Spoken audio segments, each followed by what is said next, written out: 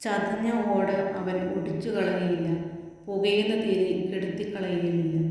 യെശയ്യാപ്രവചനം 42-ാം അധ്യായം അതിൻ്റെ 3-ാം വാക്യം. മനുഷ്യർ സാധാരണയായി ഉപയോഗശൂന്യമെന്ന് കരുതി എറിഞ്ഞുകളയുന്ന രണ്ട് കാര്യങ്ങളാണ് ചതഞ്ഞ ഓടയും പുകയുന്ന തിരിയും. ഒരു ഓട ചതഞ്ഞു പോയാൽ അതുകൊണ്ട് പിന്നീട് പ്രയോജനമില്ലെന്ന് നമ്മൾ കരുതും. അതുപോലെ ഒരു തിരി പുകയുകയാണെങ്കിൽ അത് അണച്ചു കളയാനാണ് നമ്മൾ ശ്രമിക്കുക. എന്നാൽ ദൈവം അങ്ങനെയല്ല. തകർന്നു പോയവനെ പൂർണ്ണമായി തകർക്കാതെ അവനെ വീണ്ടും പടുത്തുയർത്തുന്നു. ജീവിതത്തിലെ പരാജയങ്ങൾ, പാപബോധം അല്ലെങ്കിൽ വലിയ ദുഃഖങ്ങൾ എന്നിവയാൽ മനസ്സ് തകർന്നിരിക്കുന്നവരെയാണ് ചതഞ്ഞ ഓട സൂചിപ്പിക്കുന്നത്. ലോകം അവരെ അവഗണിക്കുമ്പോഴും ദൈവം അവരെ ചേർത്ത് പിടിക്കുകയും അവർക്ക് പ്രതീക്ഷയും പുതുജീവനും നൽകുന്നു.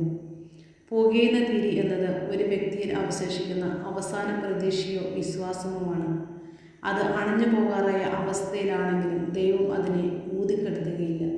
പകരം ആ ചെറിയ തീനാളത്തെ വീണ്ടും വലിയ പ്രകാശമാക്കി മാറ്റും. നമ്മുടെ ഏറ്റവും മോശമായ അവസ്ഥയിലും ദൈവം നമ്മെ ഉപേക്ഷിക്കുകയില്ല.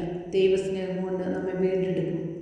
ലോകം പലപ്പോഴും അവനവൻ കടന്നാൽ മതി എന്ന് ചിന്തിക്കുമ്പോൾ തളർന്നു പോയവനെ ചവിട്ടി മെതിക്കാതെ കൈപിടിച്ചുയർത്തുന്ന ഒരു സ്നേഹമുണ്ടെന്നുള്ളത് വലിയൊരു ആശ്വാസമാണ്. നമ്മുടെ ചുറ്റുമുള്ളവർ ഒരുപക്ഷെ ഒരു ചതഞ്ഞ ഓട പോലെ ഇരിക്കുകയാകാം. അവരെ ഒന്ന് കേൾക്കുവാനോ ആശ്വസിപ്പിക്കാനോ സമയം കണ്ടെത്തുന്നത് അവരുടെ ജീവിതത്തിലും നമ്മുടെ ജീവിതത്തിലും വലിയ മാറ്റത്തിന് കാരണമാകും. അതിനുള്ള കൃപ ദൈവം നമുക്ക് ഓരോരുത്തർക്കും നൽകുമാറാകട്ടെ.